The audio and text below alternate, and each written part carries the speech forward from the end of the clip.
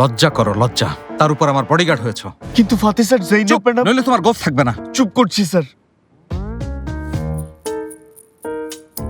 আর সাজিবেদ, তোমাকে কিন্তু আমি আমার বন্ধু ভেবেছিলাম।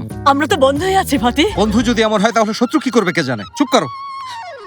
তোমার জন্য এখন কথা শুনতে হচ্ছে বেশি বেশি। আচ্ছা, তুমি তো আমার বোন, তাই না?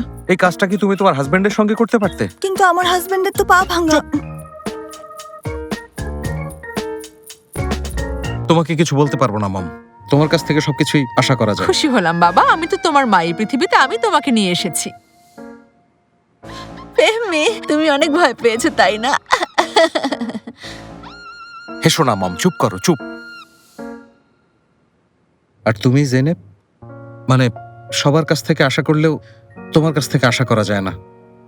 তার উপর তুমি হচ্ছে প্রেগনেন্ট। আর আন্টির যে হার্টের অবস্থা ভালো না, সেটা কি একবারও তোমার মাথায় এলো না বলো? I am sorry. চুপ জেনেব, তুমিই ছিলে টিম লিডার। খুবই দুঃখিত।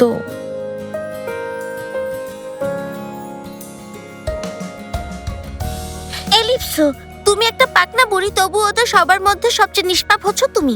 বাকিরা সবাই বড় হলো, কারো মাথায় বুদ্ধি বলে কিছুই নেই, কারণ কোনো কিছু চিন্তা ভাবনা করে না, তাই ওদেরকে রোল মডেল ভাবা দরকার নেই। তুমি এটাই তো বলবে।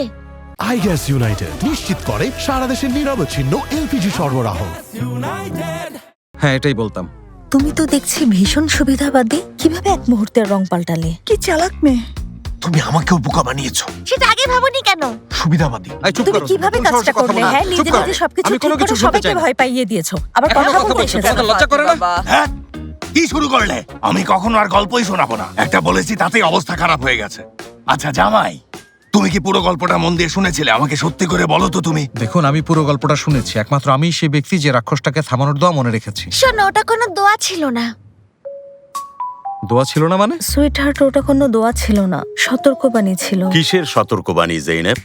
গল্পটা তুমি কিভাবে মনোযোগ দিয়ে শুনলে? বলা হয়েছিল যদি কোনোদিন গুলিয়াবানি সামনে চলে আসে আর তারপর যদি মন থেকে ওটাকে মুছে ফেলতে না পারো, তাহলে এটা 3 বার পড়বে। সে কারণে আমি শুধু সূরা পড়েছি। এলিপসো, বুঝতে পেরেছো? আমনানি আনালাই উপনিকাস, এটা পড়তে হবে। একটু দাঁড়াও, আবার বলো তো। দাঁড়াও, আমি চশমাটা পরে নিই। হ্যাঁ, এবার বলো, শুনছি। আমনানি হ্যাঁ হ্যাঁ আনালাই হ্যাঁ। উপনিকাস। মানে হচ্ছে এই মিথ্যে বিশ্বাস করবেন না। একমাত্র আমি এটা খেয়াল করে শুনতে পেয়েছিলাম। আর গল্পটা বিশ্বাস না করার জন্য সবাইকে অনেকবার করে অনুরোধ করেছি। গুড নাইট সবাইকে।